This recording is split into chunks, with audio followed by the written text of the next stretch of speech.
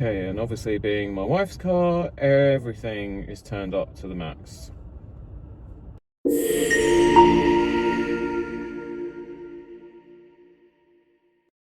Hi, slightly different video today. This is the IONIQ 6 and I've been threatening to do an EV video for a little while, so here we are. A bit different to the M2. In fact, it's very different to the M2, mainly because it's so quiet. And also, I've got a new mount. I think it's mouthed. So you kind of twist and tighten it, and it really locks itself to the window, and then the little disc, it's MagSafe, so if you've got an iPhone, it's brilliant. And the little disc bit, MagSafe bit, actually kind of comes out and it's on a hinge, so you can kind of move your phone around to get a good angle. So hopefully you can see what's going on here. Welcome back to the channel. Thank you so much, all of you, and welcome to new subscribers. This is the Hyundai IONIQ 6, which we have now had for a year. So it's just had its first year service. It's a bit of a weird one. So what's the story? So this is a fully electric car.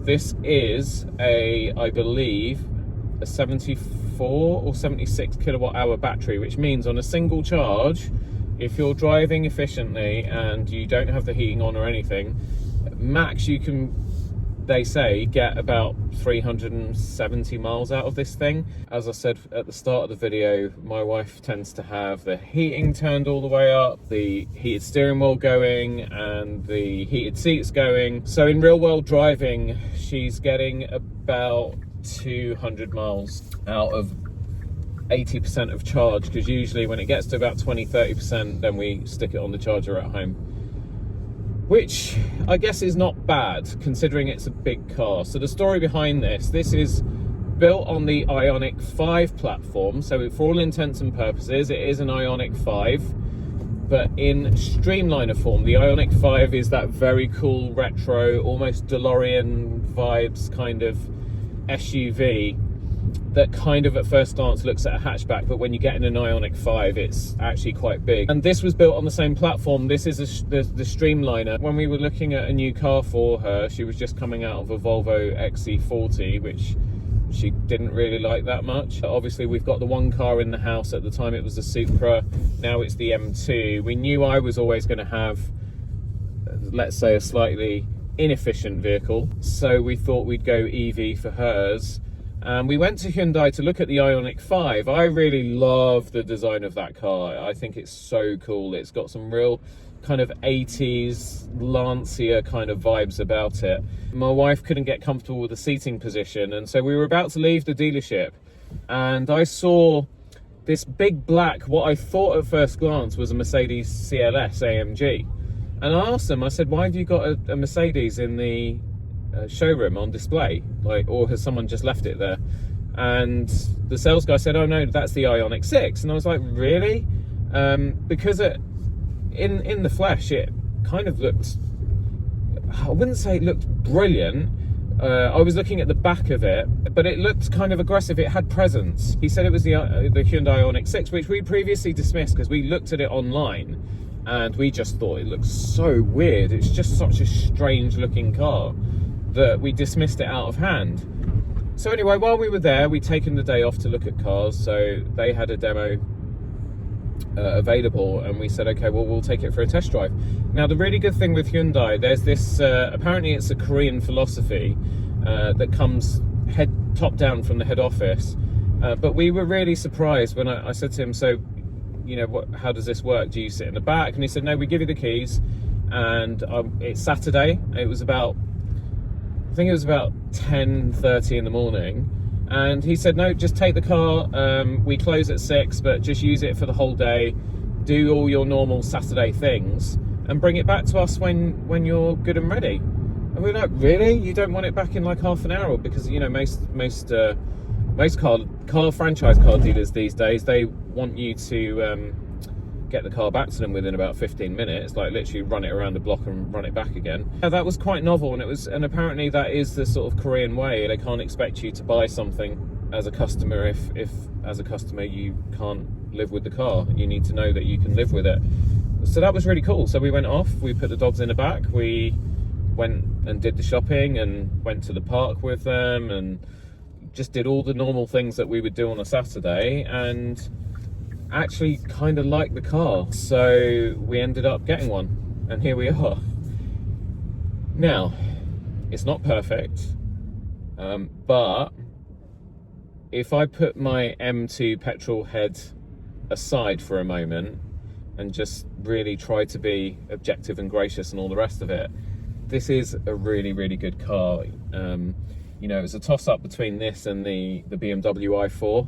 I really like the i4 because it feels like a BMW inside. It doesn't really feel like an EV. They've retained all of that kind of, you know, BMW spirit. It came down to partly to money at the end of the day, and also comfort. And that's the first thing that we do love about this car. This is one of the most, if not the most comfortable car that I've ever had the pleasure of driving. On long journeys, you just do not get out the other end with aches and pains, or, you know, tired, fatigued. It's just such a, I don't know who designed the seats in these, but they're amazing. And you also have a feature where, you know, if you're sort of parked up to charge the car, you're going to be there for a good 25 minutes if you're on a fast charger, and you want to have a little bit of a lie down. There's a button at the side that you press and it goes into almost flatbed mode, which is quite cool.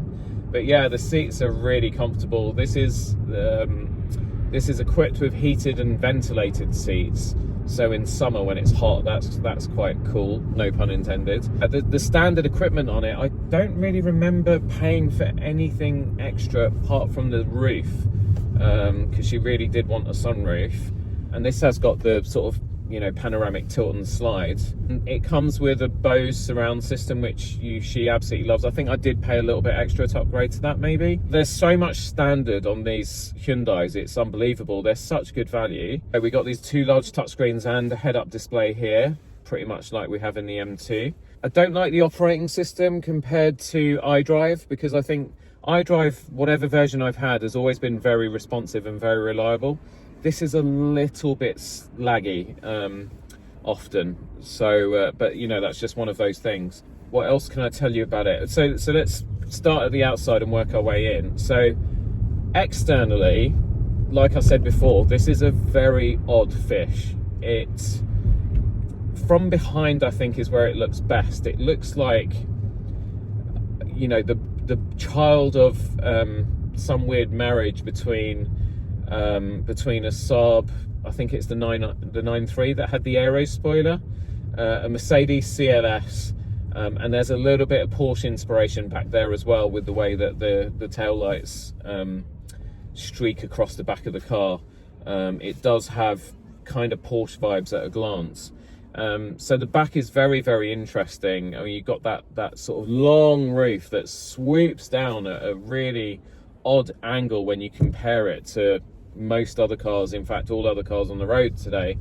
And then the front, because you don't have an engine, obviously, there's a frunk. To be honest, we've never used it. You know, you've got that sort of big sweeping roof line at the back that goes from front to back, and then at the front the bonnet's shorter, which is really weird. It sort of sweeps down, you can't see it. On the M2 it's the complete opposite. Like, it doesn't matter what my seating position is, on the M2 all you've got is this big swooping bonnet, with that kind of engine sort of moldy thing, you know, sort of molded into the top of the engine lid, or whatever you call it, the bonnet.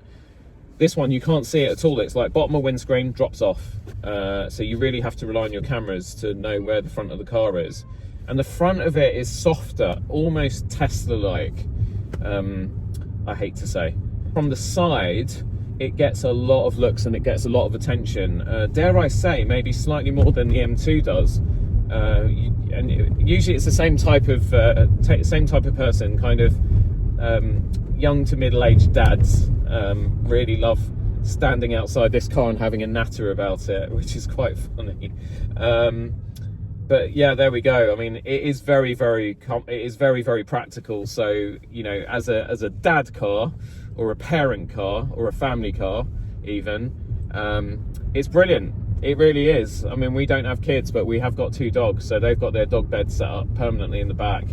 There's so much backseat room. It is crazy. I mean, you know, as much backseat room as you'd have in like a large SUV. And the boot is cavernous. And then when you put the seats down, if you need that extra storage, I mean, we moved house with this car, and it was phenomenal. We could fit so much stuff in it.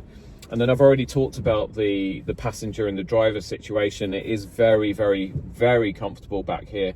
Other handy thing, for those of you who might cycle, might need to transport bikes along, putting a roof rack on this is a bit awkward. You couldn't really do it, but no worries, because you've got plenty of room. You just put the seats down, you can slide your bike without taking the wheels off, or I've actually managed to get my bike straight in through the, you know, the passenger footwell in between the passenger end of the passenger seats and the backrest of the driver and passenger.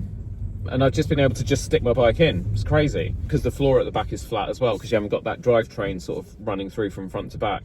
In terms of what it's like to drive, it's great, I guess. A bit boring compared to the M2, but you know, it's a different type of car. It delivers instant acceleration. It's very responsive in that regard.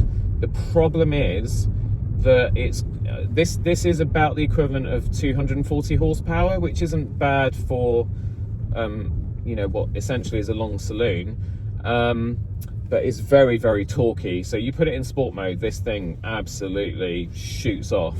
This car was designed for aerodynamics. Everything about this car was all about the aero. So I just realised that I have no idea where I'm going. So now I've got to use the nav. And the problem with the nav is it's not that intuitive. You have to go through so many steps. It's crazy. And it keeps asking you questions. I mean, you just want to bang a oh my God. You just want to bang your destination in and get on with it. You know, press go or whatever.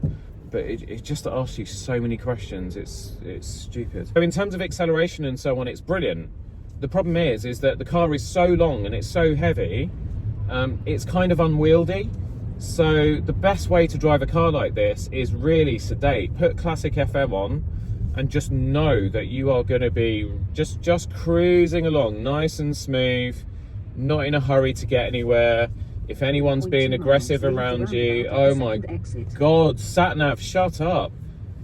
How'd you turn it off? Guidance is at this volume. Guidance will be at this volume. No, shut up. Turn the sound effects off. There we go. Yeah, whatever's going on around you, people banging their horns, wanting you to go faster, trying to accelerate around you, driving like idiots. You just ignore all of that. You're just in here, you're comfortable. It's like sitting on the most comfortable armchair you can imagine. It's like, oh, that is really, really nice. I don't get any back complaints, hip complaints, all the usual stuff. Very, very comfortable. Just cruise along. Don't worry about anything. You know, that's it. The irritating thing is the bings and the bongs with the speed limit warnings. And they did do an update where you can actually turn that off. But I'm going to have to look on a forum again, because honestly, it is not easy to work out. I mean, on BMWs, on my brother's McLaren, it's really easy. You just press the set button on the steering wheel, hold it down for like 2 seconds, and it all switches off. On this, they really love to keep it a secret.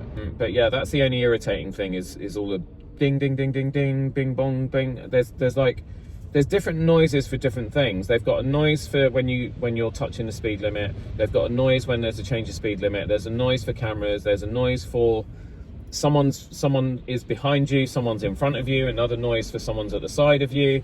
It's crazy, but you get used to that after, you know, living with the car for a few months. I guess it's like Pavlov's bell. You just get conditioned, and in a way it makes you a safer driver, I guess. So, you know, there we go.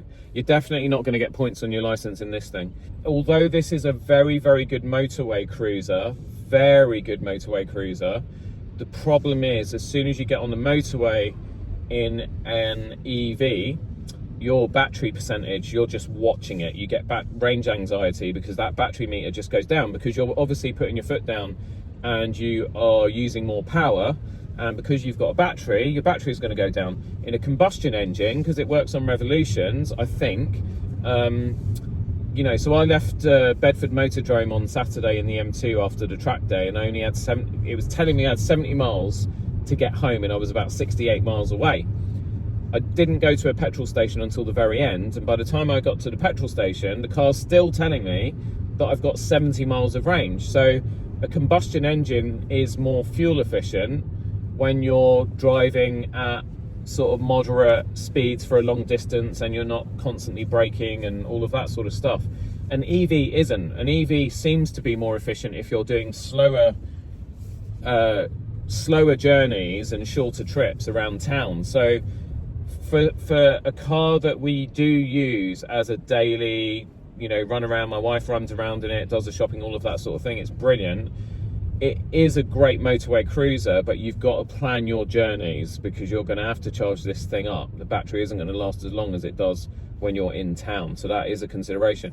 So as a consequence, if we're doing any longer journeys, we don't take this, we take the M2 instead, because we just feel safer, because the EV network, the charging network, is just so unreliable.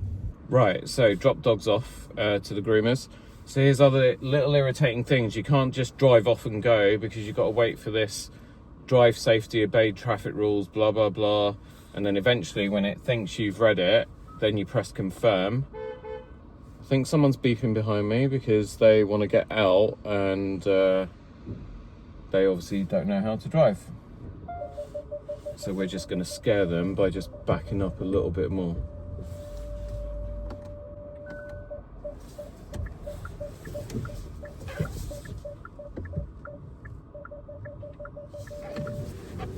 Now the good thing is the bird's eye view cameras. Alright love, don't move forward because I need to get out. Jeez, that is the problem with suburbia. And we're out. The bird's eye view cameras are actually pretty handy, I have to say. Because when you're in a tight spot with a massive car like this, you can literally, I don't know if that came through on there, but you can really see all around the car and you can see what you're doing. So I tend to, when I'm driving this, my wife is very old-fashioned. She'll, you know, do the reach behind the passenger seat and look out the back mirror and all the rest, the back window and all the rest of it. I'm not like that. I just basically use this to maneuver the car. Look, all in all, right, let's try and summarize. What do we love about this car? It's practical, it's got bags of space, it's comfortable, I have to say, after the Rolls-Royce Spectre, it's the most comfortable car I've ever sat in. The sound system's really good, the climate control system's really good. It's a lovely car to go to sleep in if you need to. I mean, if you're gonna get an EV and you can't charge at home, we're fortunate that we can now because we've had all of that sorted.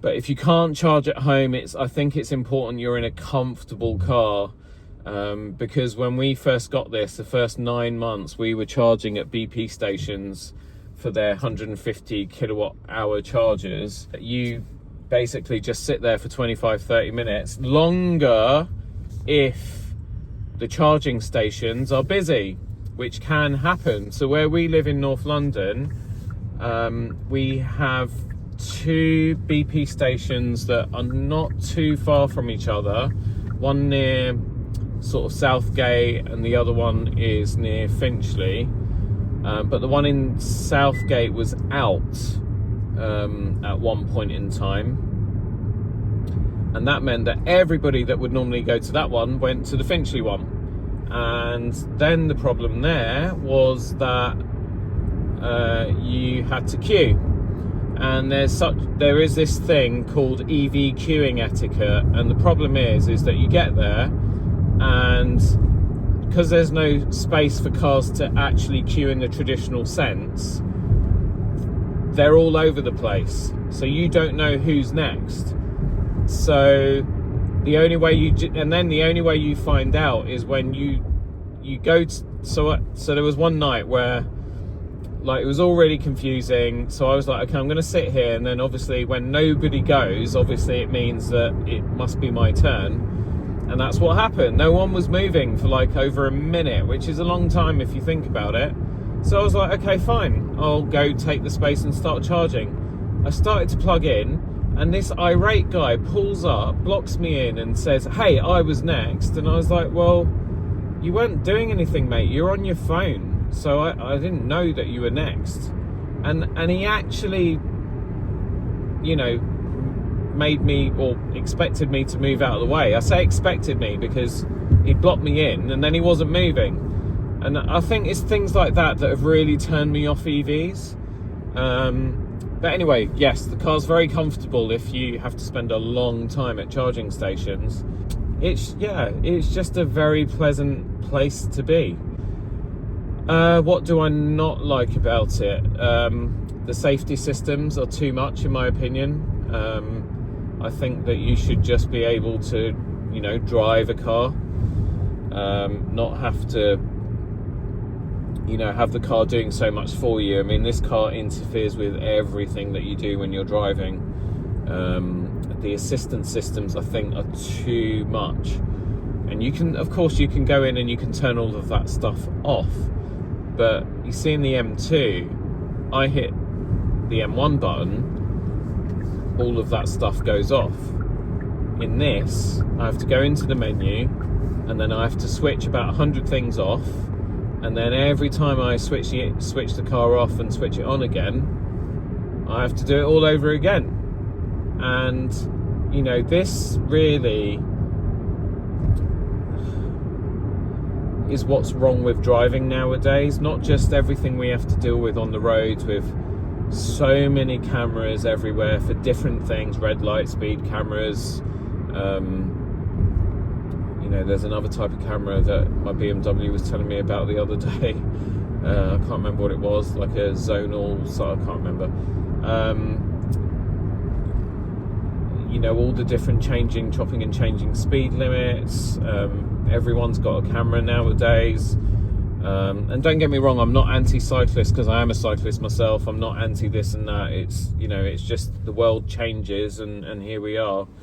And then you've got all of these safety systems on the cars, and I just, you know, let me know what you think in the comments, but I just feel like too much is not a good thing, because you know, you see a lot of drivers nowadays who've never driven an older car. They've always had a car that's had all this safety stuff on it, and they don't use their mirrors, they don't indicate, they don't look round over their shoulder. You know, I think it makes people worse drivers, because you're relying on the technology so much. So I just think it's a bit overkill. But yeah, but generally speaking, if you're considering an EV and you're considering a Hyundai, and you don't want an SUV and you don't want one of the compact ones like the, you know, the Kia Niros or whatever they're called, you know, you want a car that's a bit bigger, you've got a family, maybe you've got, you know, what can you get back there? I reckon you could get 4 kids back there easily. But, you know, let's say you're a family of 4 or 5, and you don't want an SUV, you know, you're kind of fed up with that whole thing. Because that was the other reason my wife didn't want an SUV, because she'd had an SUV for years, and she was just tired of it. She was just kind of wanting to get off the SUV bandwagon for a bit.